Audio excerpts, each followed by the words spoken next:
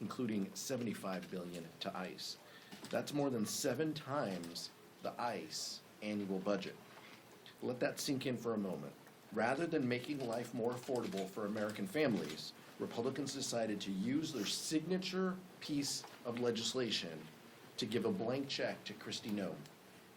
Now, we've seen this out-of-control, bloated agency carry out some of the most horrific crimes in American history.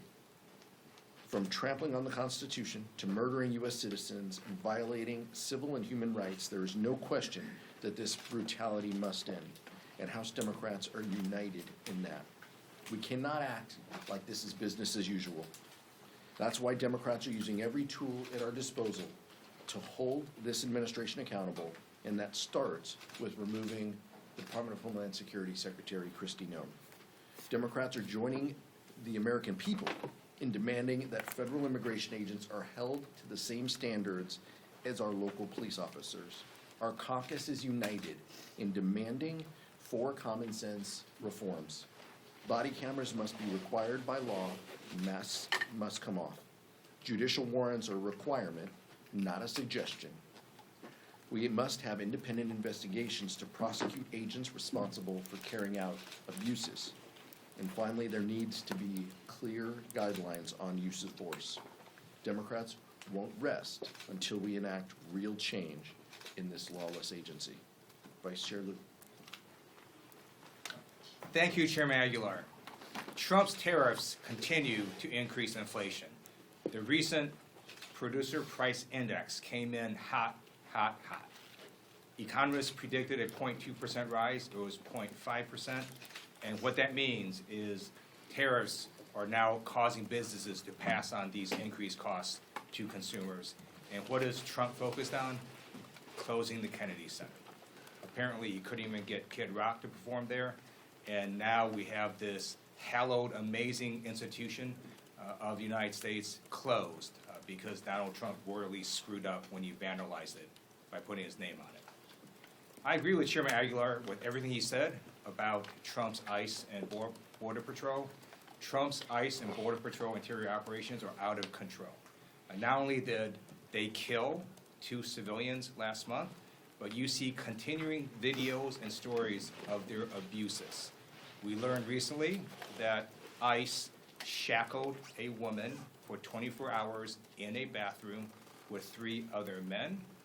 The faucet didn't work, and when the men would go to a toilet, the woman would hide her face. We know that ICE also detained a 5-year-old citizen, Liam, who then got sick because of the horrible conditions at the detention facility, and a federal judge ordered the release because ICE is just flat out violating the law. It turns out some of the folks that ICE is taking came in here legally through legal processes last year. And if the Trump administration doesn't like that, they've got to change the law. They can't just take people who came in here legally and then try to deport them.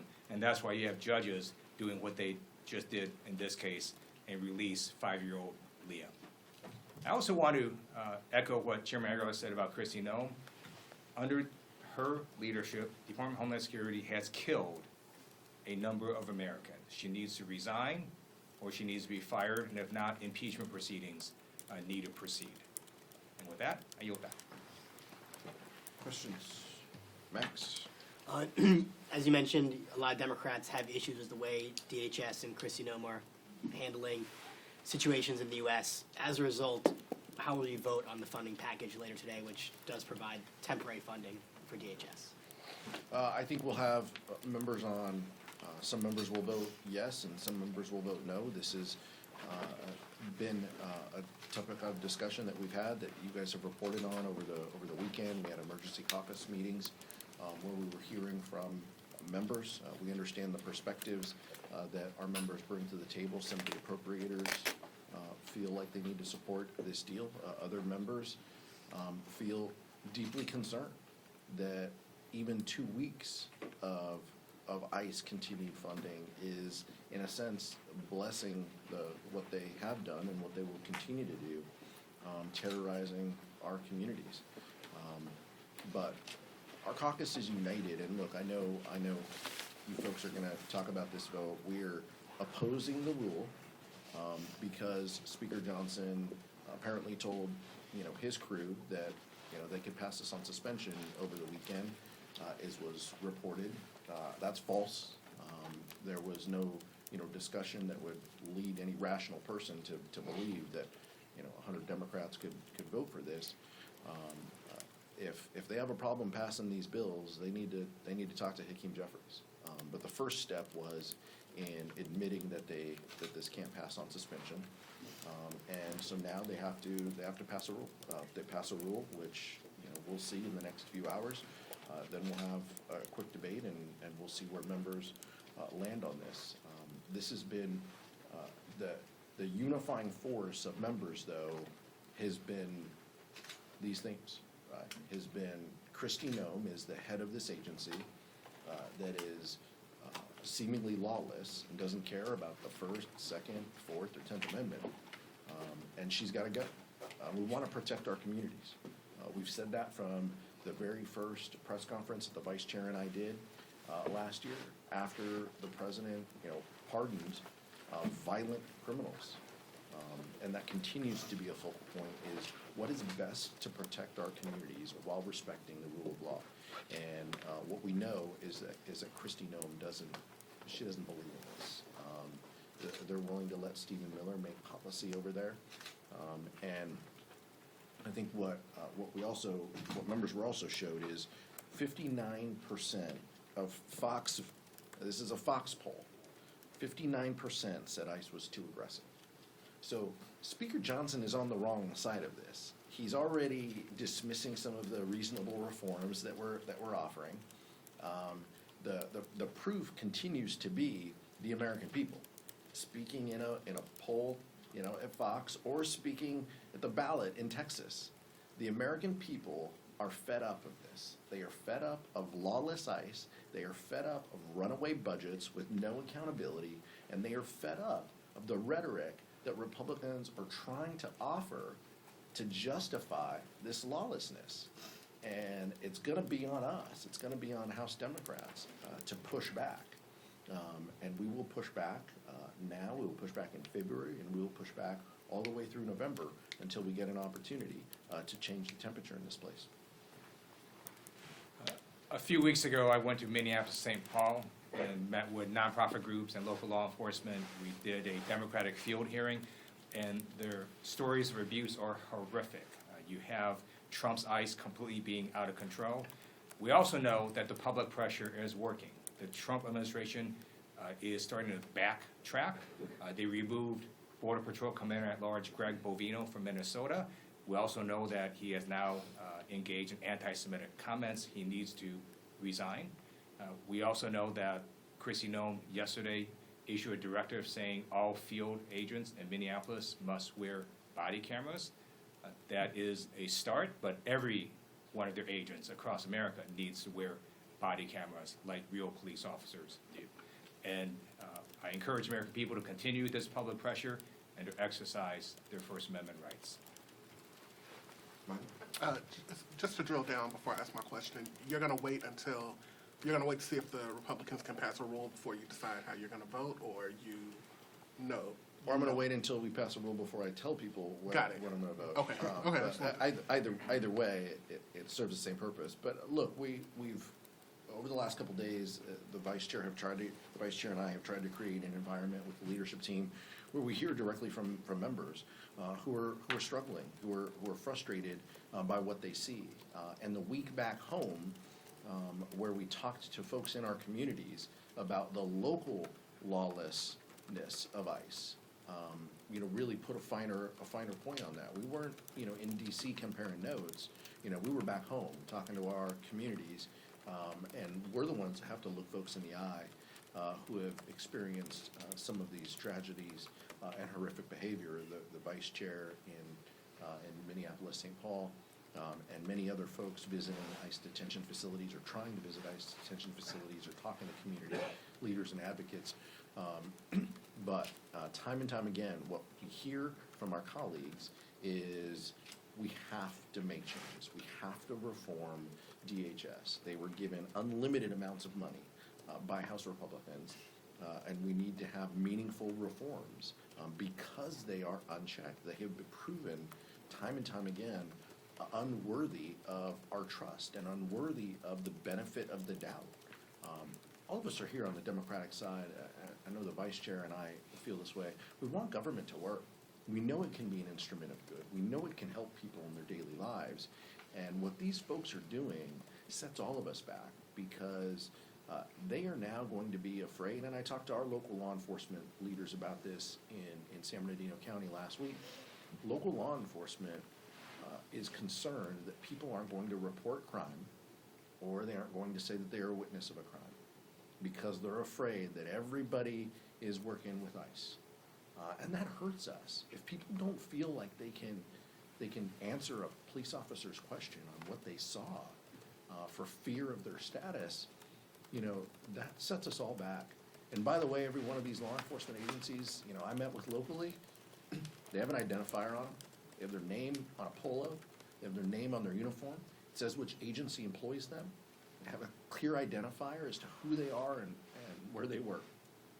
Shame on us if we can't create an environment that mirrors exactly what our local governments have been doing and have been doing well and have been doing with the trust and support of our community members. Mr. Chairman, really quickly, you all got a 3-year extension through a discharge petition during the last shutdown, after the last shutdown, and it's languishing in the Senate right now. It's not looking like it's going to get a vote. You and Republicans are far apart on these reform demands that you all are looking to get. In a world where any of these reforms happen, and we can talk about all the different ways that they could, are you concerned that the same thing that's happening with the ACA subsidies, where the bill is languishing in the Senate right now, is the same thing that will be happening on ICE and DHS reforms? No, I'm more hopeful. I'm more optimistic that House Democrats and Senate Democrats are united in reforming ICE. And I know that our Senate colleagues are supportive of the Affordable Care Act tax credits too. That faces difficulties with 60 votes and needing so many Republicans to join on board too. But I will tell you that the conversations I've had with a small amount of senators, it leads me to think that they are united with us. They want to stand, with us to reform this terrible agency, and they're willing to, stand up and speak up and use their voice and their platform and their vote in order to make that happen, because they see what we've all seen. They see that this administration is trying to tell us, don't believe your eyes, trust us, and we know that they're not worthy of that. So, I feel confident in the strength of the House Democratic Caucus and our unified purpose and message. No matter what the vote outcome is, we're going to walk out and we're going to be focused on how we get rid of Kristi Noem and how we ensure that DHS is a reasonable organization, and that's going to take significant reforms to get there. Thank you. Senate Majority Leader John Thune said this morning that it's an impossibility that there would be a deal within the next 10 days. If that's the case, do House Democrats plan to uniformly vote against another CR for DHS? One step at a time. We got the rule vote in front of us this morning, and in the afternoon we have our vote. I'm not going to presuppose what's going to happen in 10 days today, but I will tell you that it's been shocking to see that House and Senate Republicans don't even want reasonable reforms to this lawless agency. They're seeing the same numbers and the same polls we are. The American public is standing with us and asking us to do something, and John Thune and Speaker Johnson are willing to just do nothing. They're willing to just let the status quo continue. House and Senate Democrats have said time and time again that's not going to happen. Andrew, no? Grassroots groups, progressive members have said that letting DHS funding continue to lapse is in itself the leverage that is needed to do things like get Kristi Noem out of office, to get significant reforms at ICE, including, beyond body cameras and things that folks say are not significant enough in the aftermath of these Minneapolis shootings, what will you say to the base when inevitably there are enough members who have said they're gonna vote to pass the government funding bill on final passage? What will you say to the base when they say you guys have just given up your leverage? What I'll say to all of you and what I'll say to the members, first, we gotta see what happens with this rule vote. You're making an assumption that this package, passes in the afternoon, and I think that's fair, that's fine, I'll play along. But what you'll hear from members and what you'll hear us say to folks, inside, outside, whatever organizations you call it, is, we have more opportunities. We have more opportunities for leverage, not 6 months away, not in the next appropriations cycle, not, September 30th.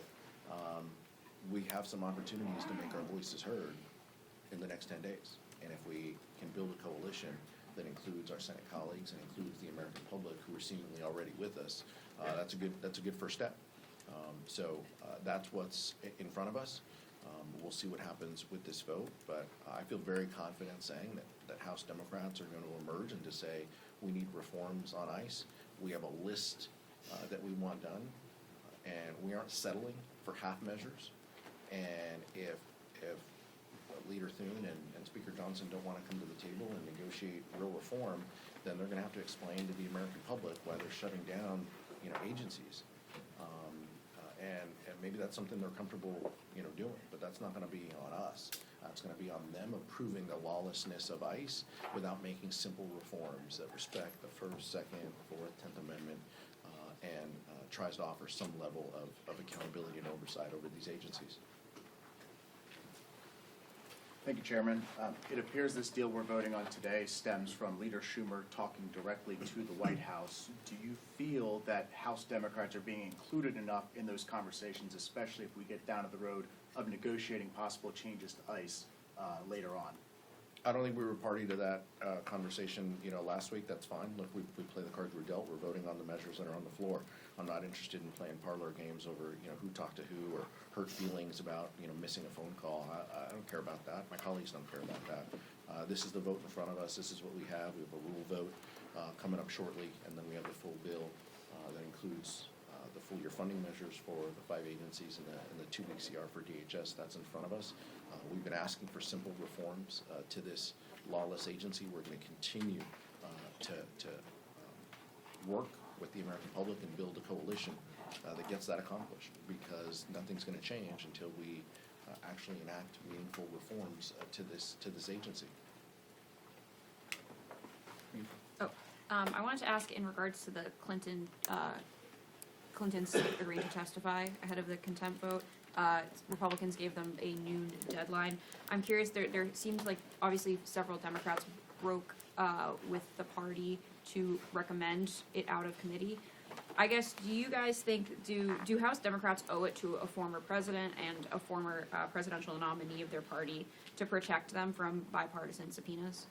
Like, this is about, and I don't want to get ahead of the committee. Robert Garcia and the committee members can talk about their votes and explain their votes, but criminal contempt of Congress is a very serious thing that should be reserved for, we should only vote on something that serious when someone completely thumbs their nose at Congress and doesn't want to, come in and meet. The Clintons have proposed a schedule to meet. They've accepted every condition that the chairman has offered. So clearly there is no basis behind a contempt vote, and yes, contempt vote right now. There's no basis for that. We won't support that. It's completely ridiculous, and it just shows the partisan nature of Chairman Comer. Right? This is, I told you before when this came up a couple weeks ago. Right? Like, this is all political theatrics. This is about him wanting to score political points because he probably was at a rally at some point and yelled, lock her up. That's all this is about, is him trying to fulfill that, conservative, wet dream to make that happen. And so it's just that's where we are, and that's where the politics of this moment. But there's no basis for a contempt vote, and I hope one doesn't come to the floor. So why are Republicans so interested in Bill and Hillary Clinton is because they're trying to distract from the fact that Donald Trump is in the Epstein files thousands and thousands of times. In those files, there's highly disturbing allegations of Donald Trump raping children, of Donald Trump threatening to kill children. So I encourage the press to go look at these allegations, and I'm highly disturbed that Deputy Attorney General Todd Blanche just got the law wrong. Yesterday, he said, essentially, that it is not a crime to party with Jeffrey Epstein. Well, that's actually not correct.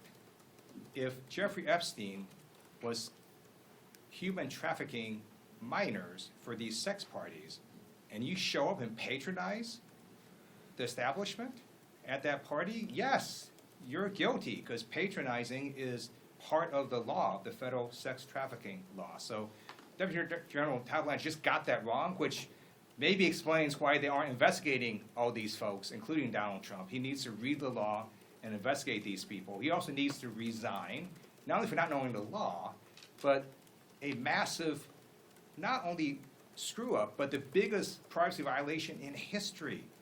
They release a lot of pictures of minors unredacted, just violated the privacy of these girls. It is uncalled for what they did.